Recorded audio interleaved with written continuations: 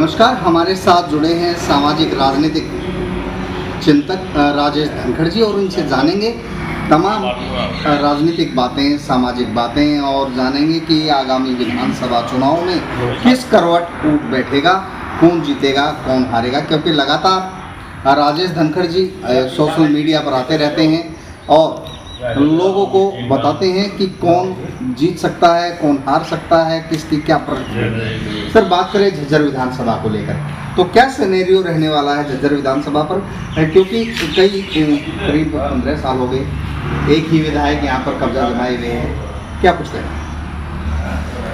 एक विधायक ही नहीं, सन 47 के बाद आज तक जो लोग राजनीति में आए उन्होंने इस देश को लूटने का काम किया। जनता से कोई उनका सरोकार नहीं रहा।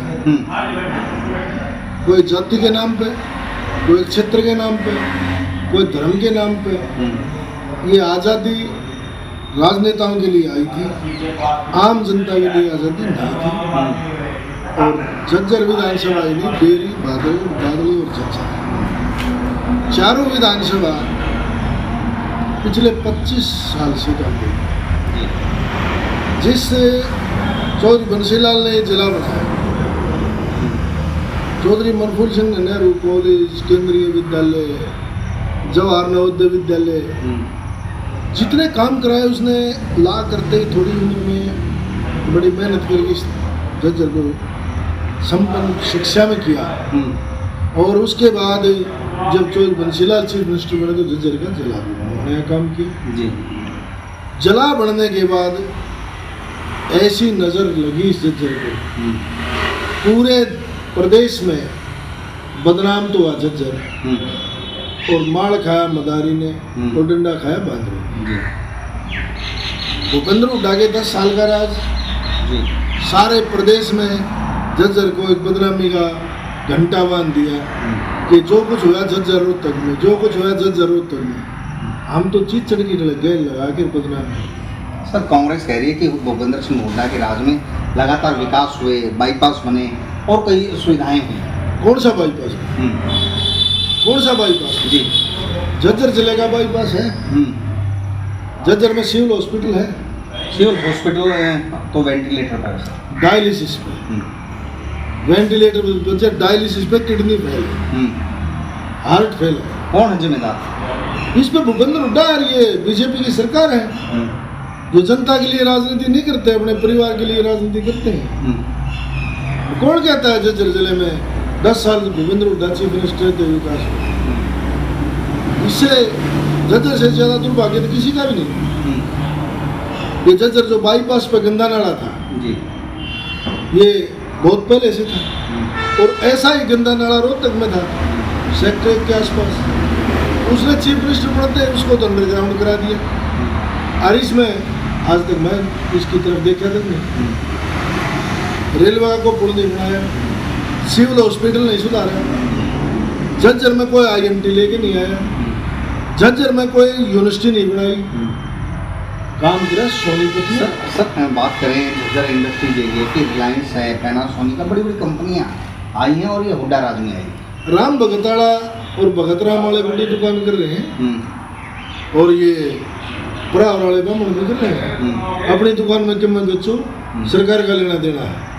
किसानों की जमीन दबा दी साहूकार से, अपनी मर्जी से इंडस्ट्रीज लगा हुआ, गवर्नमेंट ने थोड़ी लगाई है। ये रिलायंस इंडस्ट्रीज भी क्या किसी चीफ मिनिस्टर के नाम होगा?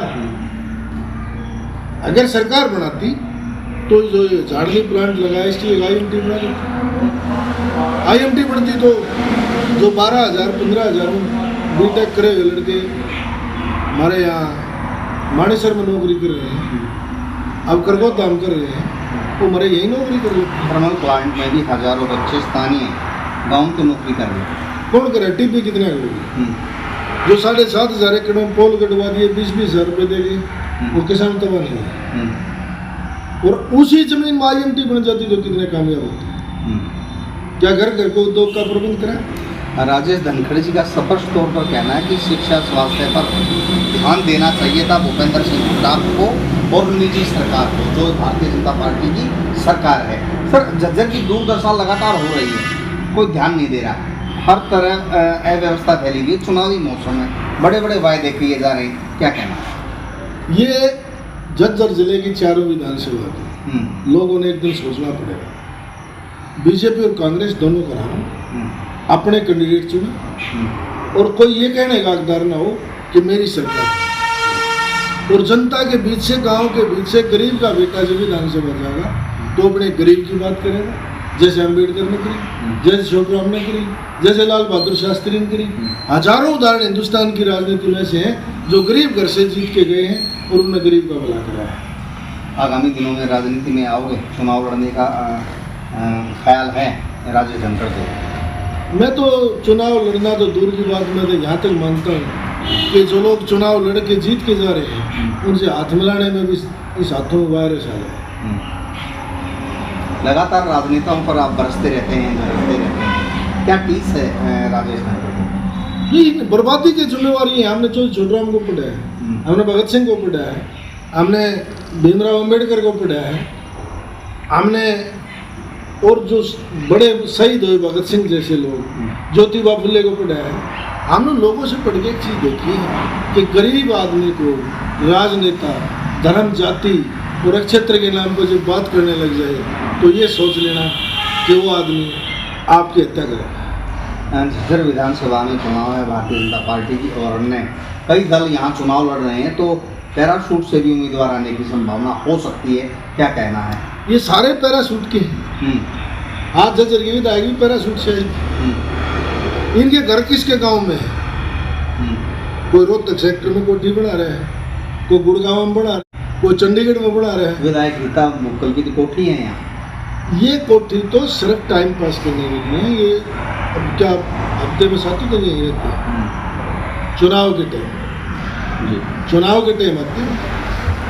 और दुर्भाग्य है हमारे लोगों का, तो छोटूराम ने गलत नहीं कहा था कि गोरे अंग्रेजों के बाद काले अंग्रेज आएंगे और आपको नोच नोच के खा जाएंगे। आज हमारी जनता को नोच नोच के खा रहे हैं। इसलिए मुझे मेरा अपना हक नहीं, एक राजनेता एक आतंकवादी से ज़्यादा खतरा है। तो इनका क्या इलाज हो? इनका इलाज वोट से है। इनका इलाज तो आज तो बड़ी सद्बुद्धि की बात है कि कोई किसी राजनेता की ईडी से बह हो रहा है, किसी का सीडी से बह हो रहा है। ईडी और सीडी के बीच में फंसे खड़े कहाँ जाएंगे? तो ईडी और सीडी के जो छापे पड़ रहे हैं, ये ठीक मानते हैं आप? बिल्कुल ठीक मानता हूँ। मैं तो सारे विधायक में पढ़ने चाहिए। भूपेंद्र सिंह हुड्डा का 10 साल का राज, आप कह रहे हैं कि विकास नहीं हुआ और कहीं ना कहीं बीजेपी का फेवर करते नजर आ रहे हैं राजेश धनखड़। बीजेपी तो हमारी सबसे बड़ी दुश्मन है।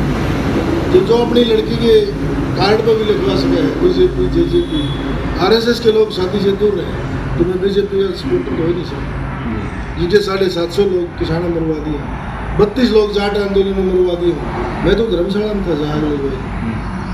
तो मेरी तो व्यक्तिगत बीजेपी सबसे बड़ी दुश्मन पार्टी है, पर प्यार किससे है? दूसरे भी जितने दुश्मन है जी जी, अपने परिवार से अलावा राजनीति नहीं देना चाहते। झूठे ड्रामे, झूठे सपने दिखा के लोगों को बुरा हाल कर रहे हैं। ये मैं आपको एक कहावत बताऊं जी, बीजेपी और कांग्रेस के जो बड़े आका है वो लोग इस तरह के हैं, इस तरह के आपके मीना बाजार में जामा मस्जिद के सामने जो मुस्लिम समाज के लोग हैं बड़े आका, वो बकरे का बच्चा ले छोटा जी, उसको काजू किशमिश बादाम बड़ी अच्छी अच्छी चीज़ें खवाओ है, उसमें नवाओ है, उसके पैरा में पजेब पर आदि हैं और शंगार के रखे हैं। उनके बेड पर भी चढ़ जाएगा, उनकी कुर्सी पर भी चढ़ जाएगा, उसको बड़े प्यार से रखेंगे। ईद वाले दिन उसका कत्ल करके उसकी कुर्बानी दे देंगे, खत्म कर। ये जो लोग जामा मस्जिद के बकरे घूम रहे हैं, ये राजनीतिक पार्टी, इनको भी एक दिन कटना है। तो वोट की चोट से जवाब मिलेगा? बिल्कुल मिलेगा। ये थे राजेश धनखड़, पॉलिटिकल एनालाइस्ट हैं, सामाजिक मुद्दों पर लगातार बात करते रहते हैं और इन्होंने साफ तौर पर कहा है कि आगामी विधानसभा चुनाव में लोगों को जागरूक होना होगा, अपने हितों की बात रखनी होगी और वोट की चोट से राजनेताओं को जवाब देना होगा। मैं राकेश कुमार, मॉडर्न हरियाणा न्यूज़, झज्जर।